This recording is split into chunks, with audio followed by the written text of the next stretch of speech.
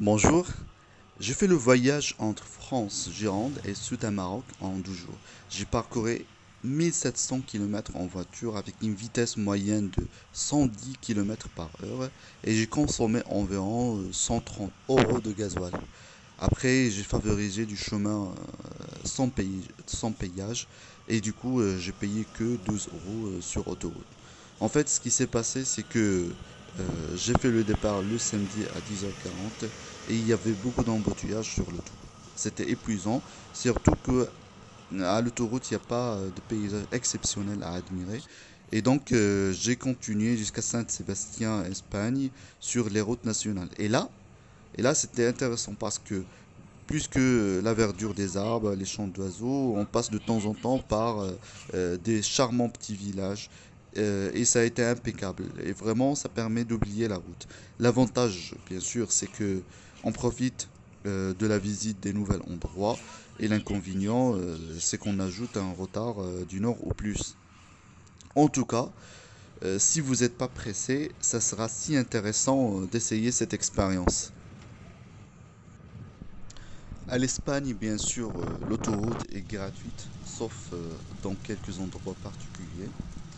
L'Espagne nous a accueillis avec un pluie battante qui s'est transformé après quelques kilomètres vers la direction du Madrid en ciel dégagé et bien lumineux. L'objectif pour la première journée, c'était de traverser au minimum la moitié du chemin. Et donc, on a défini Ciudad Real comme destination. Une petite ville au centre de l'Espagne, au sud de Madrid, une ville qu'on a choisie pour passer la nuit. Ce qui est intéressant à Ciudad Real, c'est que vous allez trouver plusieurs hôtels 4 étoiles avec un prix très raisonnable. Généralement, moi j'utilise le site Booking pour mes comparaisons d'hôtels et réservations. Dites-moi en commentaire quel site vous utilisez. Je me suis bien reposé et j'ai pris la route le deuxième jour à 10h40. La destination, c'était Cordoba, la fameuse ville située dans le sud de l'Espagne, en Andalousie.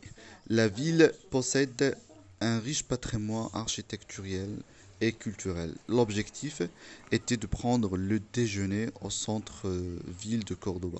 Il y a plusieurs restaurants halal, il y a des couscous, des tagines et plusieurs plats maghrébins et Moyen-Orient. Le thé à la menthe est un bon tranquillisant et c'est juste ce qu'il faut pour éviter la grosse fatigue et donner un coup de fouet pour continuer le voyage.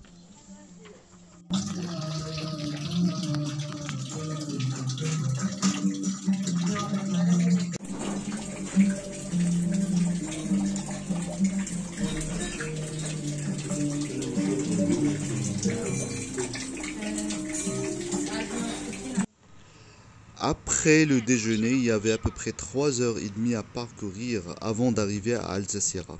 Généralement, je prends le billet en ligne qu'à l'arrivée. Ça me permet de voyager tranquillement et d'éviter d'accélérer pour arriver à l'heure du voyage. Je fais ma recherche sur le site Direct Ferry. Ça me permet de comparer entre les billets avant de passer mon achat sur le site de la compagnie de transport. Une fois vous prenez le billet, il faut faire aussi l'enregistrement en ligne. Donc, je suis arrivé à Algeciras à 18h30 et j'ai pris le bateau de départ de 20h de Algeciras. Il faut se diriger vers le port. Les panneaux d'affichage indiquent la destination, la direction pour les zones d'embarquement vers Souta ou vers Tangemed. Et après, il y a des couloirs pour chaque compagnie de transport. Ne vous inquiétez pas, il y a plusieurs agences sur place pour orienter les automobilistes. Une fois vous arrivez à la zone d'embarquement, vous aurez dû patienter un bon moment. Là, il y a le check de votre billet avant de vous laisser prendre le bateau. Si vous conduisez, prenez votre temps à l'intérieur du bateau. L'endroit est un peu étroit. Il y a plusieurs voitures. Suivez les indications des agents qui organisent le stationnement à l'intérieur, mais doucement pour éviter toute possibilité d'accrochage.